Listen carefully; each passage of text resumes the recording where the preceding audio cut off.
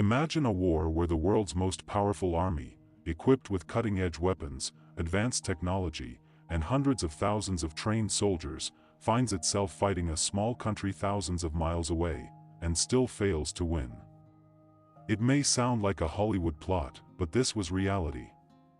One of the most mysterious and controversial conflicts of the 20th century, Vietnam War, showed the world that victory isn't just about firepower, but about ideology, fear, strategy, and human endurance. When the war began, many American leaders believed it would be over in a few months, maybe a few years. Yet, slowly and inexorably, the conflict became so complex and perilous that even the most powerful military force on Earth found itself entangled. By the early 1960s, American soldiers were landing in the dense jungles of Southeast Asia, far from home, fully believing that their superior technology and tactics would ensure a quick victory. But day by day, the reality of guerrilla warfare, invisible enemies, and unpredictable terrain began to challenge every assumption. Television screens across the United States began to show smoke-filled jungles, bombed villages, and exhausted soldiers struggling to survive.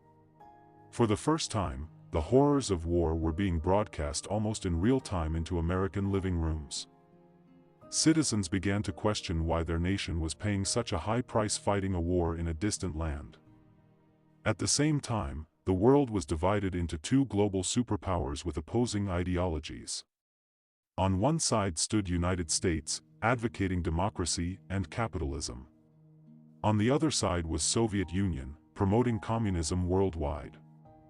This global tension, known as the Cold War, set the stage for a small Southeast Asian country, Vietnam, to become a central battleground. But this story isn't just about politics or strategy. It's about the soldiers who traveled thousands of miles from home to fight in unknown jungles. It's about the people willing to risk everything for freedom, unity, and survival. It's about decisions made by leaders far away, decisions whose consequences would ripple across the lives of millions. And as the conflict escalated, the dense jungles, hidden tunnels, and sudden attacks tested even the world's most advanced military like never before. The biggest question remains: how could a superpower like the United States fail in a war it seemed destined to win? Was it strategic miscalculation, or was the war unwinnable from the start? And when, in 1975, the capital of South Vietnam, Saigon, fell and the world watched desperate people flee from the U.S. Embassy rooftops, it became clear: history had written a harsh lesson, and the answers are still haunting us today. To understand this, we must go back to the beginning, when Vietnam was still a small, overlooked country, but soon to become the epicenter of a global showdown. The Cold War and Vietnam's complex politics. After World War II, the world entered an entirely new era. Europe and Asia were trying to rebuild from the destruction of war, while two global superpowers, United States and Soviet Union, were asserting their dominance on a worldwide stage. The United States sought to promote democracy and capitalism while safeguarding its economic and strategic interests. The Soviet Union, meanwhile, was determined to expand its influence and spread communist ideology across the globe. This tension rarely resulted in direct warfare between the two powers, but it manifested in proxy wars, political maneuvers, and military interventions across continents. This struggle, which shaped global politics for decades, became known as the Cold War. Amid this global confrontation, the small Southeast Asian country of Vietnam suddenly emerged as a critical battleground. The U.S. feared that if communism succeeded in North Vietnam, it would set off a domino effect, spreading throughout neighboring nations. This belief was formalized in what became known as the domino theory, which posited that the fall of a single nation to communism could trigger a chain reaction across a region. This theory drove American policymakers to intervene, viewing the conflict not as a regional skirmish but as a pivotal struggle for the balance of global power. The roots of the conflict lay in Vietnam's fight for independence. After decades under French colonial rule, the Vietnamese people, led by the communist revolutionary Ho Chi Minh, sought to unite their country under one government. The Southern government, supported by the United States, resisted, aiming to prevent communist expansion. This division gradually pulled the U.S. deeper into the conflict, driven by fears of losing influence in Southeast Asia. By the early 1960s, the United States had begun increasing military and economic support to South Vietnam. Experts warned that the challenges would be immense: dense jungles, humid climate, and guerrilla warfare would test even the most technologically advanced army. Yet, U.S. leadership remained confident that superior weaponry and training would ensure a decisive victory. This mix of overconfidence, geopolitical strategy, and underestimation of local resistance set the stage for a long, complex, and controversial war. The Vietnam conflict was never just about military might. It involved global strategy, political maneuvering, and human endurance. As the war dragged on, public opinion in the United States began to shift. Citizens questioned the cost of a distant war, and opposition movements started to gain momentum. Meanwhile, the dense jungles and cunning strategies of the Viet Cong kept American forces constantly on edge, proving that no matter how advanced the military, local conditions, strategy, and determination could defy even the strongest armies. America enters the war, the unseen battlefield. By the early 1960s, the United States had already begun sending advisors, weapons, and financial support to South Vietnam. But soon, the conflict escalated from a peripheral engagement to full-scale involvement. American leaders believed that they were not just defending South Vietnam, they were defending the very idea of democracy in Southeast Asia. Every decision, every troop deployment, and every airstrike was calculated to prevent a domino effect, where one communist victory could destabilize the entire region. The U.S. involvement was not immediate, but deliberate. Initially, American soldiers were advisors, trainers, and logistical support. They were there to guide South Vietnamese forces, to teach them modern warfare, and to ensure that the communist insurgency, the Viet Cong, could be contained. But the line between advisors and combatants blurred quickly. Skirmishes with Viet Cong guerrillas turned into deadly firefights. Small missions that were meant to support the South Vietnamese army became full-scale operations where American lives were at risk. America's strategy relied heavily on technology and firepower. Helicopters became the backbone of troop movement, providing rapid deployment in the dense jungles where foot soldiers could not go. Bombing campaigns, including heavy aerial strikes, were intended to break the morale of the North Vietnamese and the guerrilla fighters. Yet, despite sophisticated tactics and superior weaponry, U.S. soldiers faced an enemy that refused to fight conventionally. The Viet Cong struck suddenly, disappeared into tunnels, and used the environment itself as a weapon. Every American victory was hard-won, temporary, and often invisible to the broader public. President Lyndon B. Johnson faced enormous pressure to escalate. Intelligence reports painted a picture of growing communist influence and a South Vietnamese government struggling to maintain control. Political advisors warned that hesitation could be seen as weakness by both allies and adversaries. In response, the U.S. authorized troop increases. Within a few years, American combat soldiers numbered in the hundreds of thousands. Entire divisions were sent to fight in a country most Americans had never heard of in depth, thousands of miles away from home. But the U.S. soon realized that sheer numbers were not enough. The Viet Cong's mastery of guerrilla tactics, coupled with the dense, unfamiliar terrain, nullified many American advantages. Helicopter airlifts could insert troops quickly, but soldiers often encountered ambushes the moment they landed. Bombing campaigns destroyed villages, but the insurgency simply melted back into the jungle, regrouping and striking again elsewhere. Every operation required meticulous planning, and every mission carried enormous risk. Even the most experienced commanders had to admit privately that the war was unlike any conflict the United States had faced before. The American public was largely unaware of the war's intensity in its early years. While advisors and soldiers on the ground knew the challenges, the government presented the conflict as manageable, winnable, and necessary to stop the spread of communism. Yet, behind closed doors, military leaders warned that Vietnam was not going to be a quick or easy campaign. Every decision carried consequences, and every delay risked giving the enemy an advantage. By the mid-1960s, the U.S. had fully committed. Combat operations expanded, more divisions were deployed, and American leadership took a direct role in planning major offensives. South Vietnam's survival was increasingly dependent on U.S. strategy, intelligence, and firepower.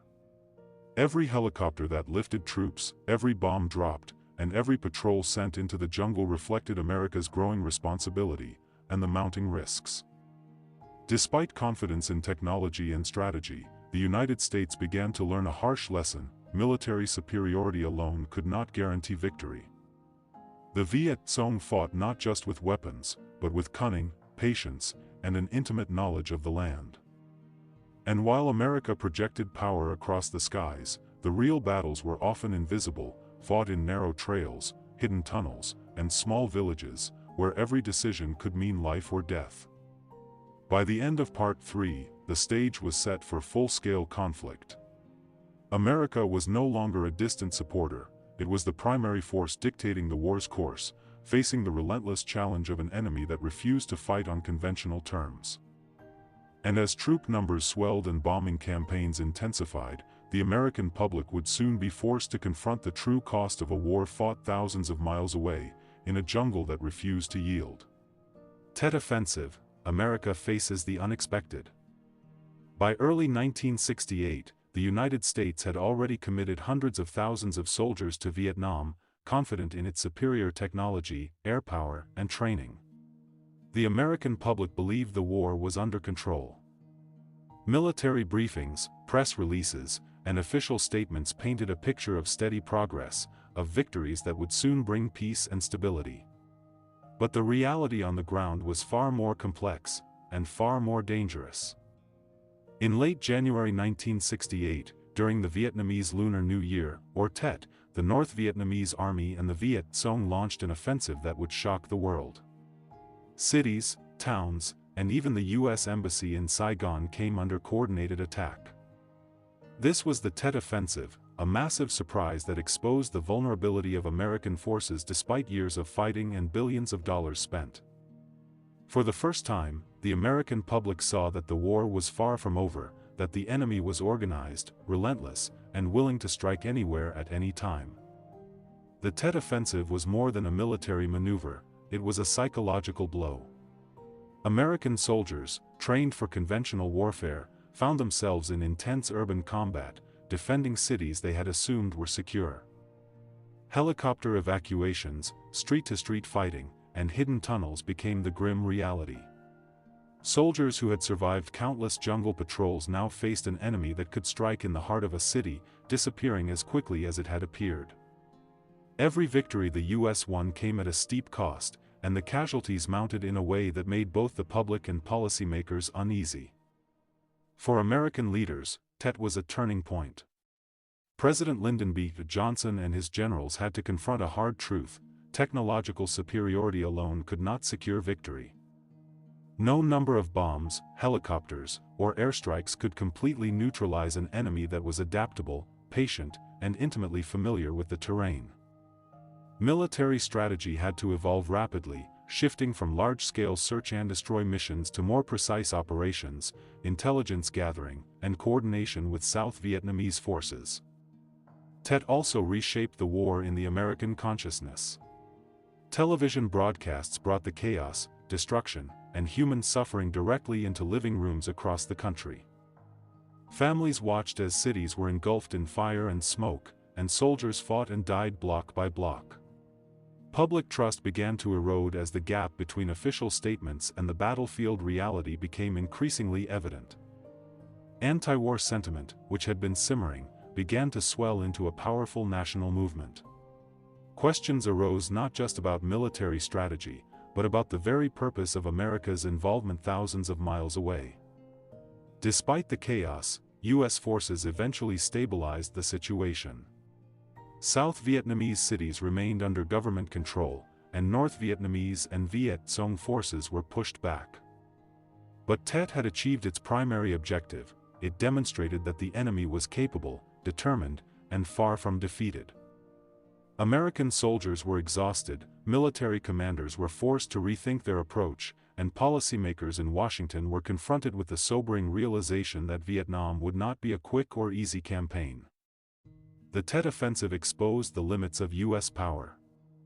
It showed that even the most advanced army, armed with modern technology and unmatched firepower, could not dominate an enemy that fought with patience, strategy, and an intimate knowledge of the land.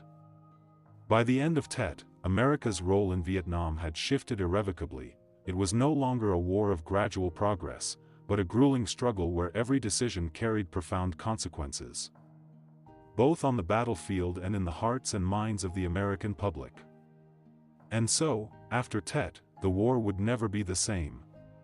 American commanders faced a relentless enemy, the public demanded answers, and the U.S.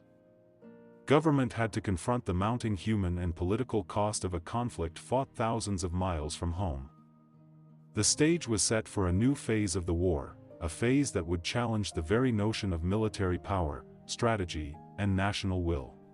America at full force, the height of the war. By the mid-1960s, the United States was fully entrenched in Vietnam. Hundreds of thousands of American soldiers were on the ground, supported by one of the most sophisticated military machines the world had ever seen. The jungles, rivers, and mountains of Vietnam had become an intense testing ground for American firepower, strategy, and endurance. Every helicopter, every bomb, every patrol reflected America's determination to maintain control and support South Vietnam. But the deeper they fought, the more they realized that victory was not just a matter of technology or numbers. It required adaptation, intelligence, and resilience against an enemy that knew the land better than anyone. President Lyndon B. Johnson and his advisors authorized massive operations designed to crush the Viet Cong and North Vietnamese forces. Operation Rolling Thunder, one of the largest bombing campaigns in history, unleashed relentless airstrikes across the north. The goal was to destroy supply lines, weaken morale, and demonstrate American power. Yet despite the scale of destruction, North Vietnamese forces adapted quickly. Bridges were rebuilt, tunnels were dug, and supply routes were rerouted through dense jungle trails invisible to satellite and aerial surveillance. Every strategic strike demanded even more resources and planning, highlighting the complexity of America's involvement. On the ground, American soldiers faced relentless challenges. Jungle patrols exposed them to hidden traps, sudden ambushes, and booby traps that could kill or maim in an instant. Every day was a battle not only against the enemy but also against the environment, sweltering heat, leeches, tropical diseases, and the psychological strain of seeing comrades fall. Despite advanced weaponry and sophisticated tactics, the soldiers were constantly reminded that Vietnam was unlike any battlefield they had known. Success was measured not only in territory gained but in survival, intelligence gathered, and enemy forces contained. America's strategic decisions extended beyond the battlefield. U.S. commanders coordinated closely with South Vietnamese units, advised local militias, and implemented counterinsurgency programs. The Phoenix program, for example, aimed to dismantle the Viet Cong infrastructure through intelligence-driven operations, capturing or neutralizing key leaders. Every move was calculated to maximize impact while minimizing U.S. casualties, but the complexity of local politics, loyalty, and guerrilla tactics made every mission a high-stakes gamble.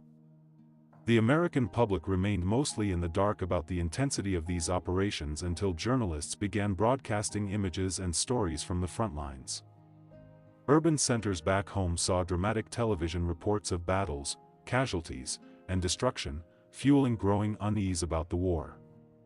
Families saw their sons, brothers, and husbands facing unimaginable danger in a land thousands of miles away, where every day could bring life-changing consequences. The contrast between America's power and the reality on the ground became starkly visible, planting seeds of doubt about whether such a distant and complex war could ever be truly won. By 1967–68, the United States was at its peak involvement, the most soldiers ever deployed, the most bombs ever dropped, and the most resources ever committed in any conflict short of a world war. Every decision from Washington carried enormous consequences. Tactical gains were hard-fought, temporary, and constantly challenged by the adaptability of the Viet Cong. Leaders realized that this war demanded not just military might, but unprecedented coordination, intelligence, and psychological endurance from every soldier on the ground. At this peak, the United States had demonstrated its global influence in ways no other nation could. Its technological superiority, logistical capabilities, and strategic planning were unmatched. Yet the war also highlighted the limits of even the most powerful military. Vietnam became a battlefield where courage, strategy, and perseverance were tested daily. And where every American soldier understood that their actions were shaping not only the outcome of a distant war but the perception of America itself around the world. By the end of this phase, the stakes could not have been higher. America was fully invested, its soldiers battling in the most challenging conditions imaginable, its leaders making decisions with global implications. And the world watching to see whether the mightiest power on earth could control the chaos of a small but determined nation. America faces setbacks, the turning point. By the late 1960s, America's confidence in a swift victory in Vietnam began to waver. Despite deploying hundreds of thousands of soldiers, dropping millions of tons of bombs, and implementing complex counterinsurgency operations, the United States faced an enemy that refused to be defeated. The Viet Cong and North Vietnamese forces struck with patience, intelligence, and cunning. Every village held secrets, every jungle trail hid ambushes, and every supply line was vulnerable. Even the most meticulously planned operations sometimes ended in disaster. For the first time, it became painfully clear, sheer military power could not guarantee victory. The Tet Offensive of 1968 had already shaken public confidence, but now repeated skirmishes, mounting casualties, and unending guerrilla tactics compounded the problem. Reports from the front lines contradicted the optimistic statements coming out of Washington. Soldiers wrote letters home describing the harsh realities of jungle warfare, the exhaustion, and the constant fear of sudden attacks. Families across America began to question the purpose and cost of the war. Public protests intensified, becoming impossible for leaders to ignore. Students, veterans, and ordinary citizens flooded the streets demanding answers, questioning why America's sons were risking everything in a conflict thousands of miles away. This public backlash triggered a political crisis. President Lyndon B. Johnson, who had championed the escalation of the war, faced unprecedented scrutiny from Congress, the media, and the electorate. Trust in government statements declined sharply. Questions were raised not just about military tactics, but about the very justification for the war. Strategic victories seemed hollow in the face of a resilient enemy and an increasingly restless American public. Advisors warned that the political cost of continued escalation might outweigh any potential military gains. On the battlefield, American forces were forced to adapt again. Helicopters, airstrikes, and technology could not solve the challenge of guerrilla warfare. Small units had to rely on intelligence, coordination with South Vietnamese allies, and relentless discipline to survive ambushes and deadly traps. Every patrol, every village cleared, every mission carried enormous risk. Casualty numbers rose, morale wavered, and commanders realized that conventional strategies were often ineffective against an unconventional enemy. The war had become a test of patience, strategy, and endurance, for both soldiers in Vietnam and leaders back home. America's global image was at stake. The question no longer was simply whether South Vietnam could be defended, but whether the United States could maintain its credibility as a global superpower. Every decision had ripple effects, diplomatic, military, and political. Mistakes could embolden enemies, erode public support, and alter the course of history. By the early 1970s, after years of relentless fighting, bombing campaigns, and ground operations, it became clear that America could not achieve a decisive military victory in Vietnam. The cost, in lives, money, and political capital, was staggering. The United States had demonstrated its technological and strategic might, but Vietnam had revealed the limits of even the most powerful military. It was a stark lesson: superiority alone cannot guarantee success when facing a determined, adaptable enemy fighting on their own soil. And so, as the final chapter of America's involvement unfolded, the nation faced a sobering reality.